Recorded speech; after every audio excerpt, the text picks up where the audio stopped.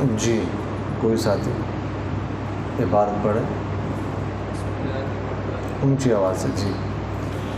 وعن رضي الله تعالى عنه قال سمعت رسول الله صلى الله عليه وسلم يقول الدنيا ملعونة ملعون ما فيها إلا ذكر الله تعالى وما بالاه وعالما أو متعلما. رواه الترمذي وقال حديث حسن. قوله وما بالاه أي طاعة الله. وعن أنس رضي الله تعالى عنه قال قال رسول الله صلى الله عليه وسلم من خرج في طلب العلم كان في سبيل الله حتى يرجع. رواه الترمذي وقال حديث حسن. وعن ابي سعيد الخدري رضي الله تعالى عنه عن رسول الله صلى الله عليه وسلم قال لن يشبع مؤمن من خير حتى يكون منتهاه الجنه. رواه الترمذي وقال حديث حسن. وعن ابي امامه رضي الله تعالى عنه ان رسول الله صلى الله عليه وسلم قال فضل العالم على العابد كفضلي على ادناكم. ثم قال رسول الله صلى الله عليه وسلم إن الله وملائكته وأهل السماوات والأرض حتى النملة في حجرها وحتى الحوت ليصلون على معلم الناس الخير. رواه الترمذي وقال حديث حسن. وعن أبي الدرداء رضي الله تعالى عنه قال سمعت رسول الله صلى الله عليه وسلم يقول من سلك طريقا يبتغي فيه علما سهل الله له طريقا إلى الجنة. وإن الملائكة لتضع أجنحتها لطالب العلم بذنب لا يصنع. وإن العالم ليستغفر له من في السماوات ومن في الأرض حتى الحيتان في الماء. وفضل العالم على العابد كفضل القمر على سائر الكواكب. وإن العلماء ورثة الأنبياء وإن الأنبياء لم يورثوا دينارا ولا درهما وإنما ورثوا العلم فمن أخذه أخذ بالحظ الوافر. رواه أبو داود والترمذي. وعن ابن مسعود رضي الله تعالى عنه قال سمعت رسول الله صلى الله عليه وسلم يقول نزل الله امرأ سمع منا شيئا فبلغه كما سمع ورب مبلغا أو عام سامع. رواه الترمذي وقال حديث حسن صحيح. وعن أبي هريرة رضي الله تعالى عنه قال قال رسول الله صلى الله عليه وسلم من سئل عن علم فكتبه ألزم يوم القيامة برجال من النار. رواه أبو داود والترمذي وقال حديث حسن. وعنه رضي الله تعالى عنه قال قال رسول الله صلى الله عليه وسلم من تعلم علما مما يبتغى به وجه الله عز وجل لا يتعلمه إلا ليصيب به عرضا من الدنيا لم يجد عرض الجنة يوم القيامة يعني ريحها. رواه أبو داود بإسناد صحيح. وعن عبد الله بن عمرو بن العاص رضي الله تعالى عنهما قال سمعت رسول الله صلى الله عليه وسلم يقول إن الله لا يترك العلم انتزاعا ينتزعه من الناس ولكن يقبض العلم بقبض العلماء حتى إذا لم يبق عالما اتخذ الناس رؤوسا جهالا فسئلوا فافتوا بغير فافتوا باب افعال کا حمزہ باب افعال کا حمزہ قطعی ہوتا ہے اس لیے فافتوا نہیں فافتوا افتا یفتی باب افعال ہے. جی فافتوا بغير علم وضلوا واضلوا متفق عليه. جی بسم اللہ الرحمن الرحیم. اللهم صل على محمد بعدد من صلى عليه وصل على محمد بعدد من لم يصل عليه وصل على محمد كما مرت بالصلاة عليه وصل على محمد كما تحب أن يصلى عليه وصل على محمد كما ينبغي أن يصلى عليه.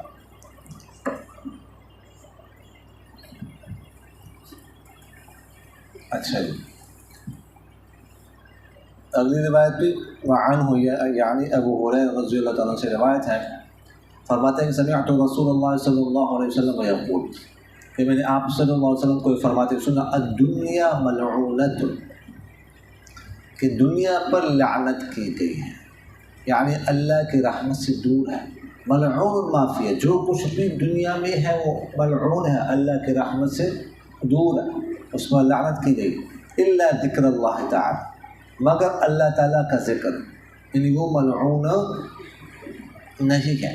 وما والاہ اور وہ چیز جسے اللہ تعالیٰ پسند کرے. وعالما اور عالم وہ ملعون ہے. اور متعلما یا متعلم علم حاصل کرنے والا یہ بھی ملعون نہیں ہے.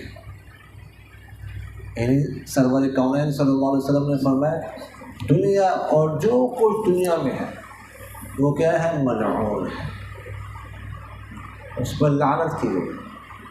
ملعون، ٹھیک ہے، یعنی بعید عن رحمت اللہ، اللہ کی رحمت سے دور ہے، اللہ کی رحمت کے قریب نہیں. ان چیزوں پر اللہ کی رحمت نہیں.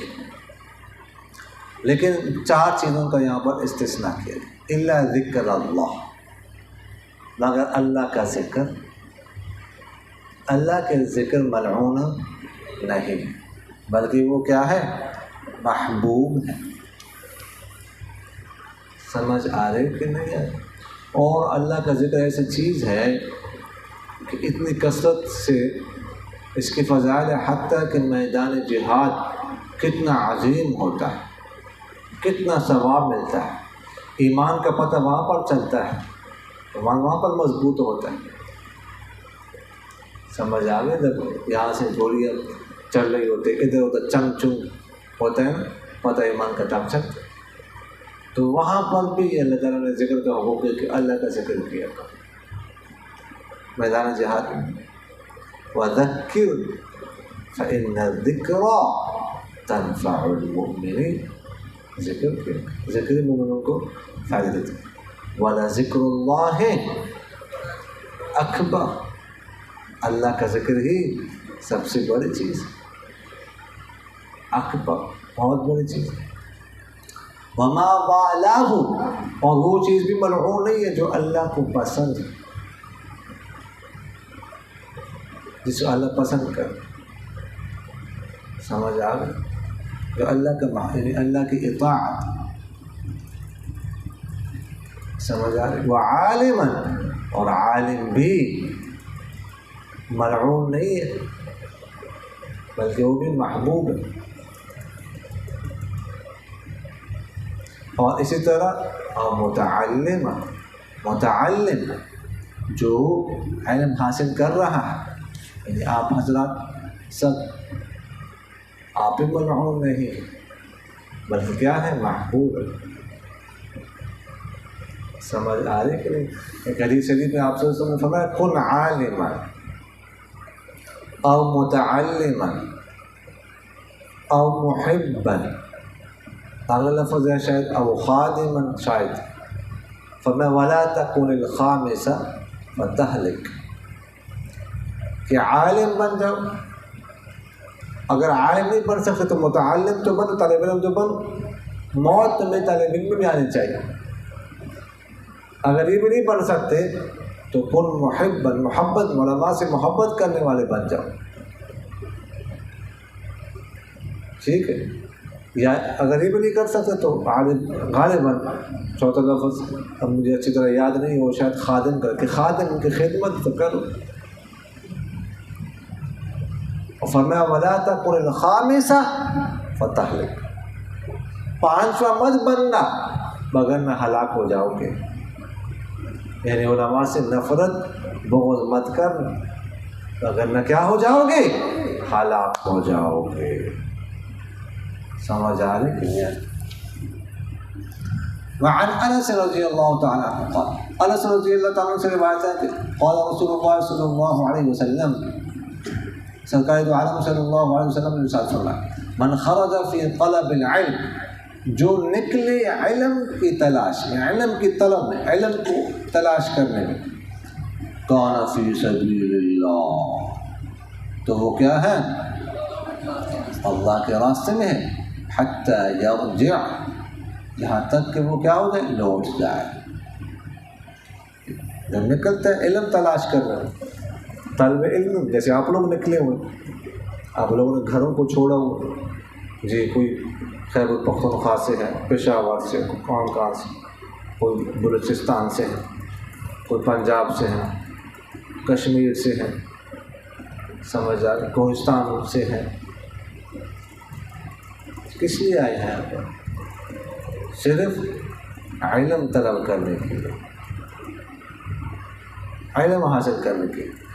تو تو کان فی سبیل اللہ تو وہ اللہ کے راستے میں ہے، یعنی کان فی سبیل اللہ کان فی طاعت اللہ، وہ اللہ کی طاعت میں ہے۔ فی سبیل اللہ جو ہے وہ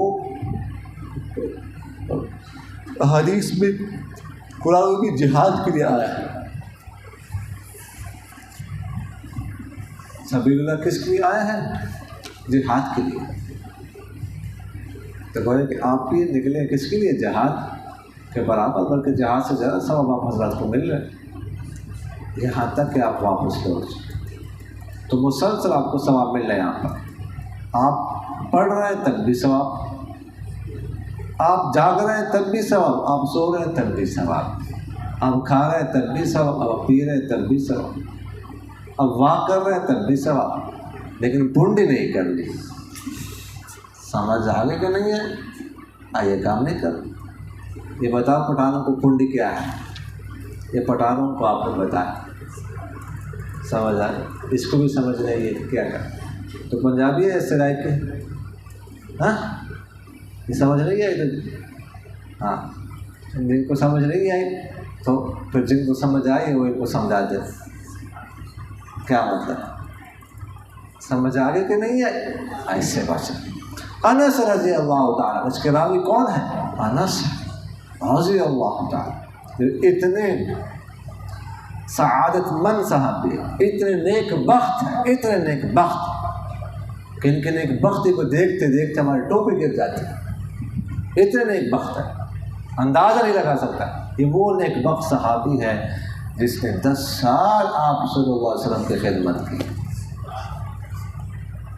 جب سرکار دو عالم صلی اللہ علیہ وسلم نے مدینہ منورہ ہجرت فرمائی تو ان کے والدہ ام سلیم رضی اللہ عنہ ان کو آپ صلی اللہ علیہ وسلم کی خدمت پہ لے آئے اور عرض کرنے لگے، یا رسول اللہ میرے پاس تو اور کچھ نہیں ہے دینے کو، البتہ یہ میرا بچہ ہے، میرا بیٹا ہے، یہ میں دیتے ہوں، یہ میں آپ کے حوالے کرتے ہوں، یہ آپ کی خدمت کرے گا۔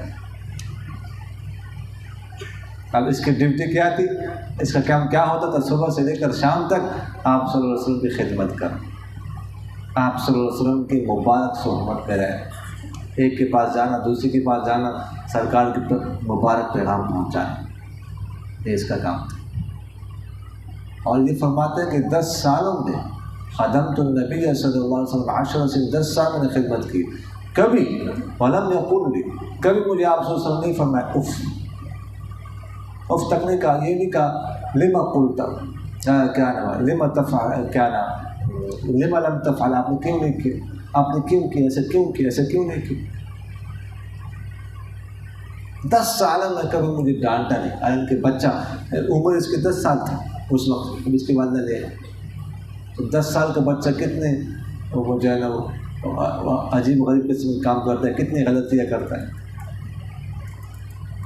لیکن ایک دفعہ آپ صلی اللہ علیہ وسلم نے ان کو بھیجا کسی کے پاس پیغام پہنچانا تھا، یہ باہر نکل کر کھیلنے لگے، آپ صلی اللہ علیہ وسلم انتظار میں ہیں، یہ باہر کھیل رہے ہیں، اچھا تو آپ صلی اللہ علیہ وسلم نے جب دیکھ کر کھیل رہے پیار سے ایسے پکڑا ان کو، کچھ بھی نہیں کر۔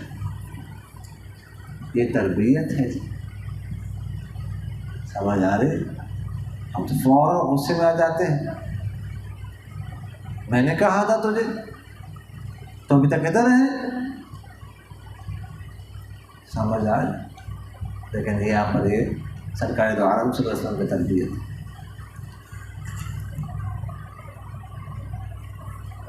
اچھا جی، اگلی روایت وعن ابی سعید الخدری رضی اللہ تعالیٰ، ابو سعید خدری، دیکھیں دو جب تنوین جہاں پر ہو نا تو اس کو آگے ملانا ہو اگلے لفظ کے ساتھ، تو پھر اس میں سے تنوین میں سے ایک جو حرکت ہے وہ بدل جاتے ہیں، کس کے ساتھ؟ نون کے ساتھ۔ تو یہاں پر کیا پڑھے کہ وعن ابی سعید الخدری، وعن ابی سعید الخدری نہیں پڑھیں گے، یہ غلطی سمجھ آ رہی؟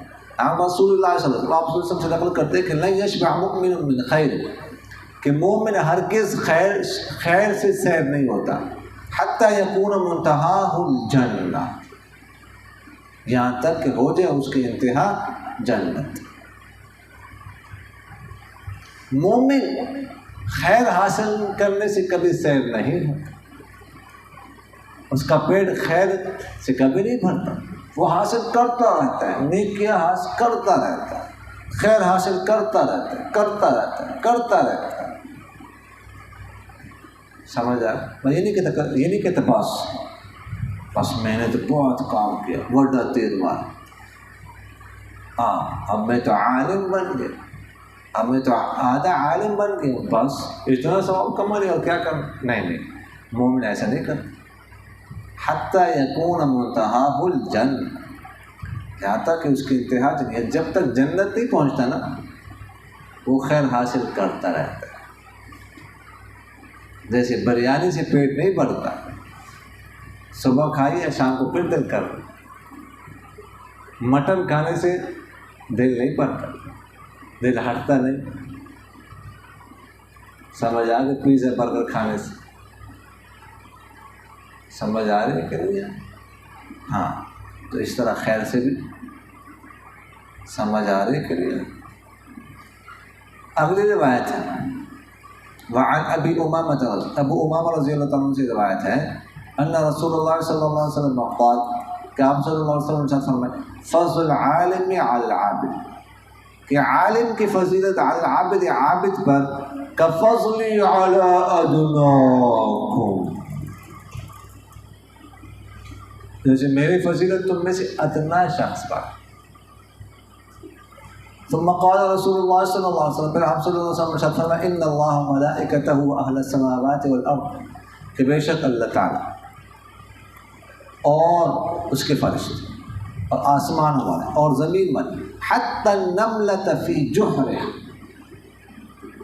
یہاں تک کہ چیونٹی اپنے بل میں سوراخ، وحتی الحوت، اور حتیٰ کہ مچھلی، لَيُصَلُّونَ عَلَى مُعَلِّمِ النَّاسِ الْخَيْرَ، یہ لوگ کیا کرتے ہیں؟ دعا، درود پڑھتے رہتے، دعا کرتے رہتے ان لوگوں کے لیے، ان لوگوں پر جو لوگوں کو خیر سکھانے والے ہوتے ہیں۔ سمجھ آ گئی؟ آپ صلی اللہ علیہ وسلم نے کیا فرمایا کہ عالم کی فضیلت عابد پر ایسی ہے جیسے کہ میری فضیلت تم میں سے ادنا شخص، یعنی جو اس امت میں سب سے بڑا گناہگار ہو، سب سے بڑا گناہگار ہو۔ سمجھ آ گیا؟ اور اس پر جو فضیلت سرکار دو عالم صلی اللہ علیہ وسلم پاس ہے۔ اور اب ابھی ہماری فضیلت اور آپ صلی اللہ علیہ وسلم کی فضیلت میں نسبت ہی کیا ہے؟ آپ صلی اللہ علیہ وسلم کی فضیلت تو بہت زیادہ ہے۔ انبیاء کے بعد سب سے بڑی شخصیت، فضیلت والی شخصیت کون ہے؟ ابو بکر صدیق رضی اللہ تعالیٰ۔ تمام امتوں میں سب سے افضل شخصیت کون ہے؟ ابو بکر صدیق رضی اللہ تعالیٰ۔ لیکن ابو بکر صدیق رضی اللہ تعالیٰ کی فضیلت بھی آپ صلی اللہ علیہ وسلم کے سامنے کیا ہے؟ کیا ہے؟ کچھ بھی نہیں ہے۔ سمجھ آ رہی کہ نہیں آ رہی؟ عمر فاروق کی فضیلت آپ صلی اللہ علیہ وسلم کے سامنے کیا ہے؟ کچھ بھی نہیں ہے۔ کیا حیثیت ہے اس کی؟ تو یہاں پر فرمایا جو ادنا تم میں سے ہوگا اس پر مجھے جو فضیلت حاصل ہے، یہی فضیلت عالم کو عابد پر حاصل ہے۔ عابد ہے جو سارا دن روزہ رکھتا ہے، ساری رات وہ قیام کرتا ہے، نمازیں پڑھتا ہے۔ یہاں پر عالم ہے، وہ دن کو پڑھا رہا ہے، رات کو سو رہا ہے، تو یہ فضیلت حاصل ہے اس عالم کو، اس عابد پر جو ساری رات پڑھے، تلاوت کرے، نوافل پڑھے۔ یہ کوئی معمولی بات ہے جی؟ اللہ اکبر۔ پھر فرمایا کہ اللہ تعالیٰ بھی، اس کے فرشتے بھی، آسمان والے فرشتے جتنے اور زمین میں جتنی مخلوقات ہیں، چیونٹی اور مچھلی، یہ سب جو لوگوں کو خیر سکھاتے ہیں، علماء یا جو بھی لوگ جتنے، ان کے لیے دعا کرتے رہتے ہیں۔ یعنی ساری مخلوقات کو اللہ عز و جل نے اس کام پہ لگایا ہوا ہے کہ تم کیا کرتے رہو، علماء کے لیے جو لوگوں کو خیر سے کہتے ہیں، علم آگے پھیلاتے ہیں، ان کے دعا کرتے رہو. سمجھا؟ یہ تب کی ڈیوٹی لگائی ہوئی، کوئی معمولی بات ہے. اچھا اگلی روایت ہے ابی الدرداء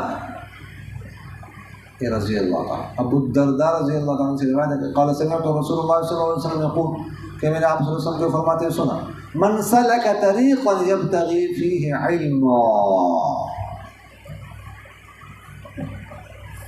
کہ جو چلے ایسے راستے میں جس میں وہ علم تلاش کر رہا، سہل اللہ لہ طریقا الی الجنہ، تو اللہ تعالیٰ اس کے لیے جنت کا راستہ آسان کر دے گا.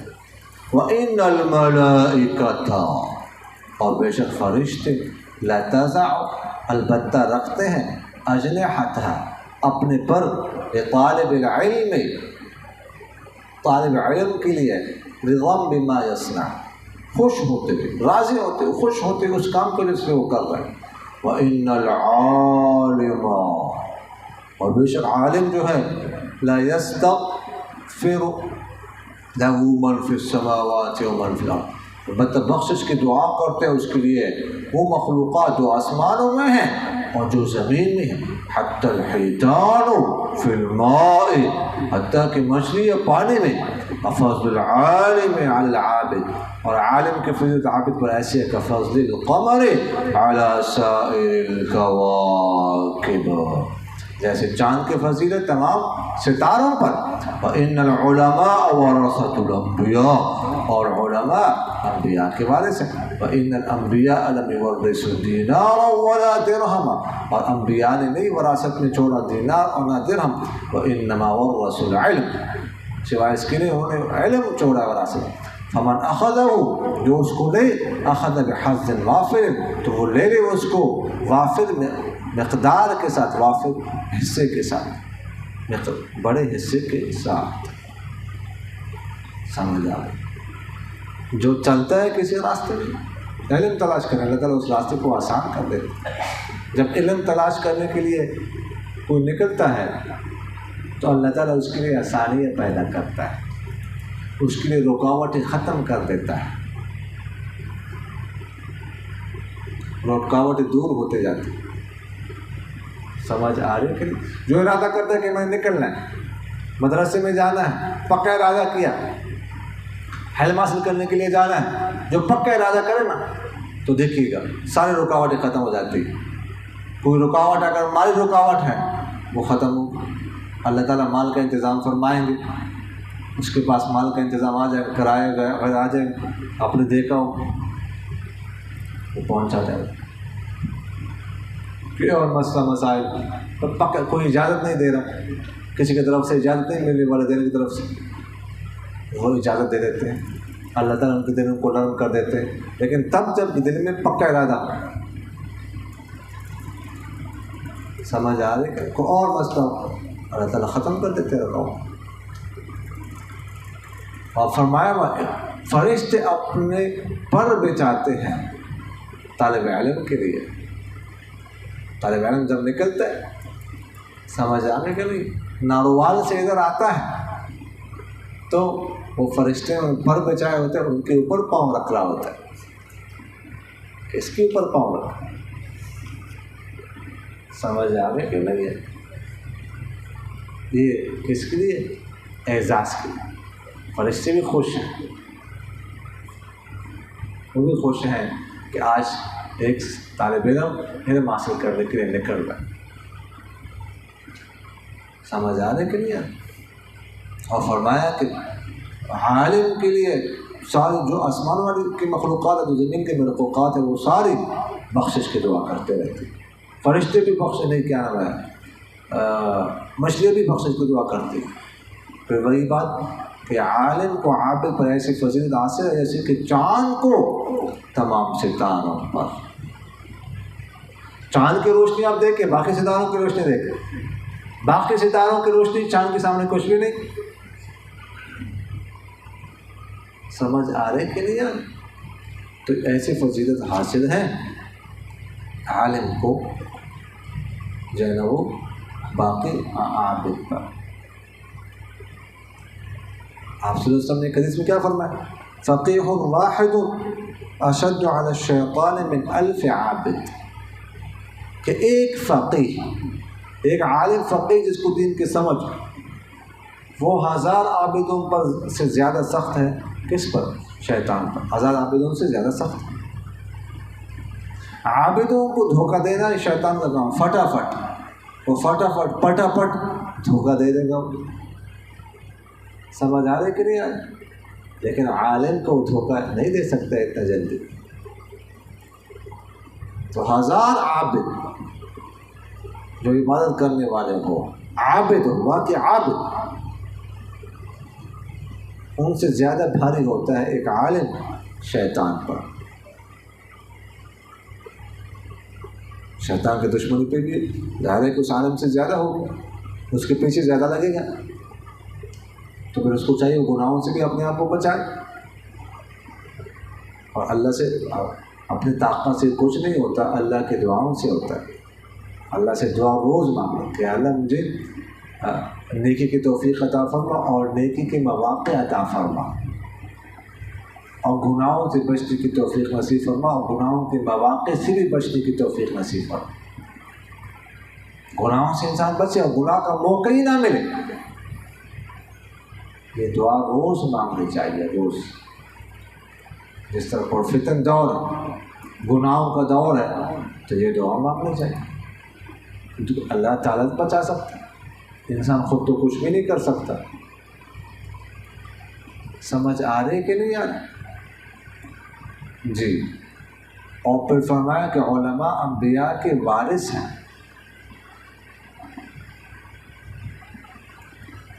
سمجھ آ گئی؟ ورثۃ الانبیاء. تو یہ ورثہ وارث کی جمع ہے. اور آپ لوگوں نے پڑھا کہ فاعل کی جمع کیا آتی ہے؟ فعالت.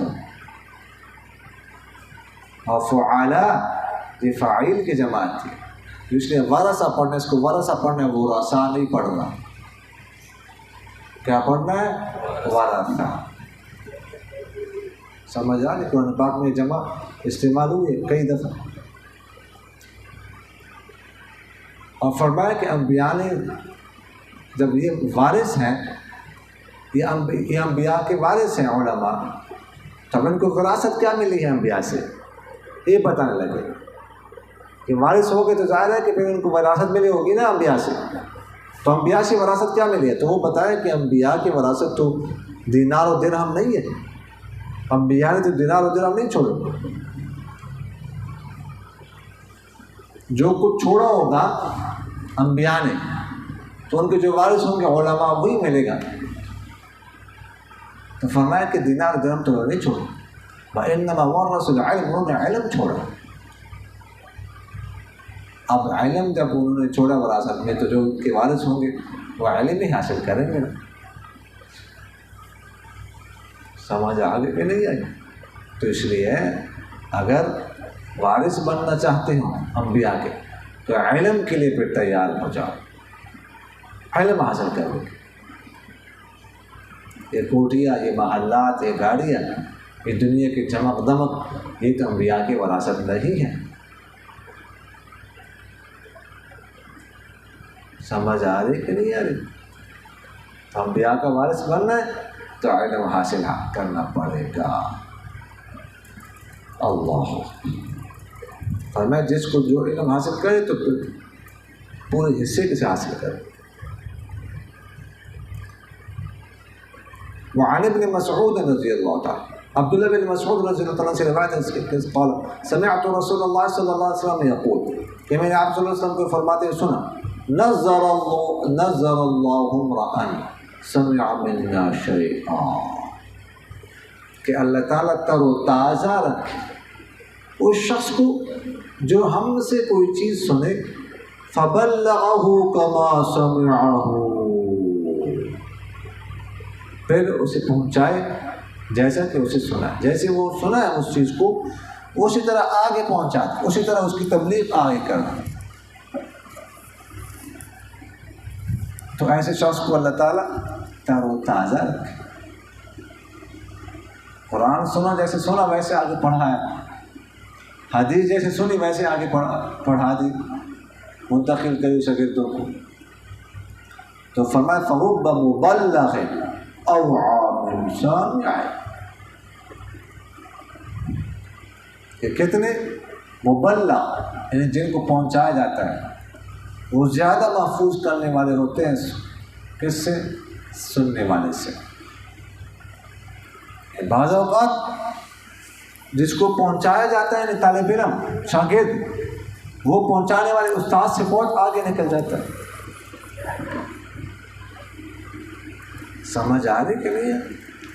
بعض اوقات شاگرد استاد سے زیادہ محفوظ کرنے والے ہوتے ہیں، استاد سے آگے نکل جاتے ہیں، اکثر ہوتا ہے. تو یہ تو کتنی طلب سے انسان سنتا ہے، کتنے ادب سے سنتا ہے اور کتنی لگن سے پڑھتا ہے. تو اس پر انحصار ہے، تو آگے نکل جائے گا استاد سے. سمجھ آ رہی کہ نہیں ہے؟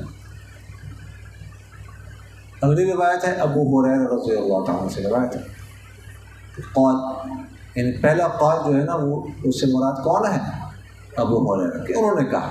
انہوں نے کیا کہا؟ قول رسول، کہ آپ سے نے کہا. سمجھ آ گئی کہ آپ صلی اللہ علیہ وسلم نے ارشاد فرمایا کہ من سئل عن علم فکتم، جس سے علم کے بارے میں پوچھا جائے پھر وہ چھپائیں، الجم یوم القیامت بلجام من نار، تو اس کو قیامت والے دن آگ کا لگام لگایا جائے گا.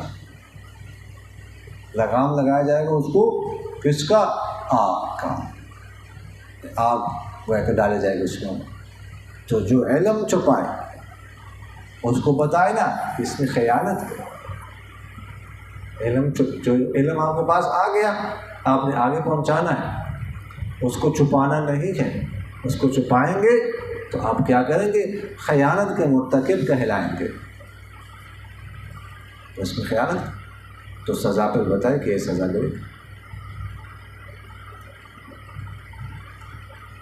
وعنہ رضی اللہ تعالی، اگلی روایت بھی ابو ہریرہ رضی اللہ عنہ سے قال رسول اللہ صلی اللہ علیہ وسلم، کہ آپ صلی اللہ علیہ وسلم نے ارشاد فرمایا من تعلم علما مما یبتغى به وجہ اللہ عز وجل، فرمایا کہ جس نے ایسا علم حاصل کیا، جو علم حاصل کیا جاتا جس کے ذریعے سے اللہ کی رضا حاصل کی جاتی ہے، ایسا علم جس کے ذریعے سے اللہ کی رضا حاصل کی جاتی ہے، اور وہ حاصل کیا لیکن لا يتعلمه الا ليصيب به عوضا من الدنيا،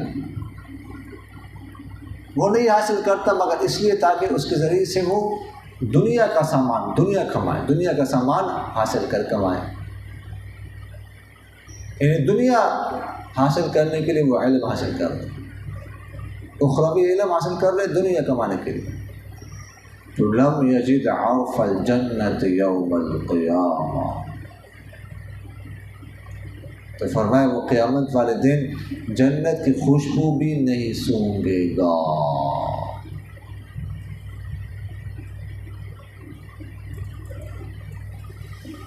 جو علم حاصل کرتا ہے اخروی علم، ایسا علم جس کے ذریعے سے اللہ کی رضا تلاش کی جاتی ہے، وہ علم حاصل کرتا ہے دنیا کمانے کے لیے، دنیا کے لالچ کے لیے.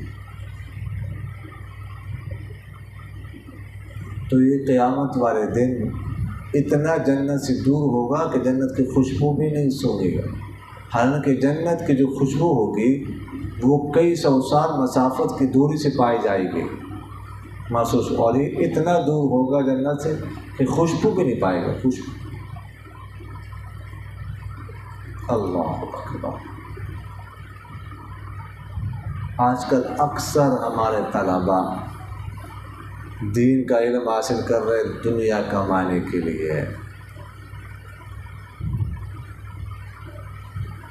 8 سال 10 سال مدرسے میں لگاتے ہیں، وفاق کی سند لیتے ہیں، پھر کیا کوشش یہی ہے کسی اسکول میں پڑھانا ہے، کسی کالج میں پڑھانا ہے، کسی یونیورسٹی میں پڑھانا ہے.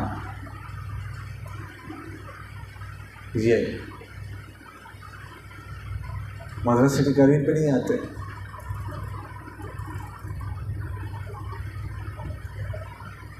کسی اور جگہ اور محکمے میں جانا ہے، نیوی میں جانا ہے، فوج میں جانا ہے،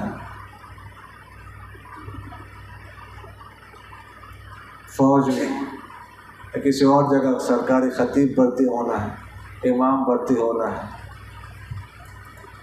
اسی کے لیے حاصل کرتے ہیں. یہ ہے دنیا کے لیے علم حاصل کرنا. کہا جائے مدرسے میں اگر جی مدرسے میں تنخواہ بہت کم، گزارا نہیں ہوتا، کیونکہ جو کچھ مقدر میں لکھے ہوئے آپ کو ملے گا. کبھی مدرسے کے اساتذہ کو آپ نے دیکھے بھوک سے مرے؟ ٹھیک ہے، جو لکھا ہوا تو ملے گا. سمجھ آ رہی؟ باقی ظاہر ہے کہ مشقتیں تو برداشت کرنی پڑے گی، مشقتیں تو ہے اس میں. یہ تو حدیث کا مفہوم ہے کہ پھر غربت کے لیے بھی تیار ہو جاؤ، تو مشقتیں برداشت کرنی پڑتی ہے. پھر بعد میں فتوحات آتی ہیں، اللہ تعالیٰ وسعت دے دیتا ہے. تو یہ بہت سخت وعید ہے، اس لیے اپنی نیت درست کر، اپنی نیت درست کر. اس لیے علم حاصل کرنا ہے. دنیا کمائے تو پھر میرا مشورہ ہے کہ نہ کرنا پھر بہتر ہے، پھر نہ کرنا، پھر وعید میں داخل نہیں ہو. دنیاوی علم حاصل کرے، ٹھیک ہے، دنیا کمانے کے لیے اس میں تقویٰ اختیار کرے، آپ نمازیں پڑھے، پابندی گناہوں سے بچیں، بس اس وعید میں تو داخل نہیں ہوں گے نا. پھر اس لیے اپنی نیت درست کرنا بہت ضروری. وعن عبداللہ بن عمرو بن العاص، عبداللہ بن عمرو بن العاص رضی اللہ عنہ سے بات ہے، قال سمعت رسول اللہ صلی اللہ علیہ وسلم یقول، کہ میں نے آپ صلی اللہ علیہ وسلم کو فرماتے سنا، ان اللہ لا يقبض العلم انتزاعا ينتزعه من الناس، کہ اللہ تعالیٰ نہیں اٹھائے گا علم، علم قبض نہیں کا، علم کو نہیں اٹھائے گا لوگوں سے کھینچ کر، ولیکن یقبض العلم بقبض العلماء، لیکن علم کو قبض کرے گا، علم کو اٹھائے گا، علم کو علماء کے اٹھانے کے ساتھ. حتی اذا لم یبق عالما، یہاں تک جب کوئی کسی بھی عالم کو باقی نہیں رکھے گا، اتخذ الناس رؤوسا جہالا، تو لوگ جاہلوں کو اپنا سردار بنائیں گے.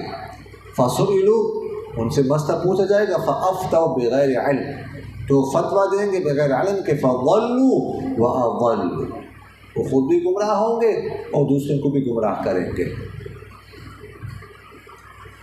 یعنی آپ صلی اللہ علیہ وسلم نے ارشاد فرمایا کہ علم کو جب اللہ تعالیٰ اٹھائے گا، سمجھ آ گئی، جس زمانے میں بھی ہوگا جب اٹھائے گا علم کو ناراض ہو کر، ظاہر علم اٹھ جائے تو اس سے بڑی بدبختی اور کیا ہو سکتی ہے. تو وہ ایسا نہیں ہوگا کہ بس سینوں سے نکال دے، سینوں سے کھینچ لے، بس انہیں بھلا دے. اللہ تعالیٰ اس پر بھی قادر ہے، بھلا دے. ما ننسخ من آیت او ننسها نأتی بخیر منها او مثلها، ہم جو بھی نسخ کرتے ہیں، جو بھی بھلاتے ہیں تو اس سے بہتر لاتے. تو اللہ تعالیٰ تو اس پر قادر ہے، بھلا دے، سینوں سے نکال دے. لیکن فرمایا ایسا نہیں کرے گا اللہ تعالیٰ. کیا کرے گا اللہ تعالیٰ؟ علماء کو موت دے گا. عالم مریں گے، ان کو موت آئے گی، آگے عالم پیدا نہیں ہوں گے، آگے علماء ہوں گے نہیں، علماء چلے جائیں گے، بس ختم. اس طرح علم اٹھ جائے گا. پھر ظاہر ہے کہ جب علماء نہیں ہوں گے تو پھر جاہلوں کو اپنا بڑا بنائیں گے. لوگ مسئلہ تو پوچھتے ہیں، ان سے مسئلہ پوچھیں گے تو پھر فتوے دیں گے، مسئلے بتائیں گے لوگوں کو بغیر علم کے. علم تو ان کے پاس ہوگا نہیں، علماء تو ہے نہیں. فضلوا واضلوا، وہ خود بھی گمراہ ہوں گے اور دوسروں کو بھی گمراہ کریں گے. ظاہر ہے کہ جب جاہل مسئلہ بتائے گا تو غلط ہی بتائے گا نا, تو خود بھی گمراہ ہو رہا ہے اور جو بھی اس کے مسئلے پر عمل کرے گا وہ بھی گمراہ ہوگا. سمجھ آ رہے کہ نہیں آ رہے؟ تو یہ ہو جی. چلو اس کا تکرار کرو. وما علینا الا البلاغ.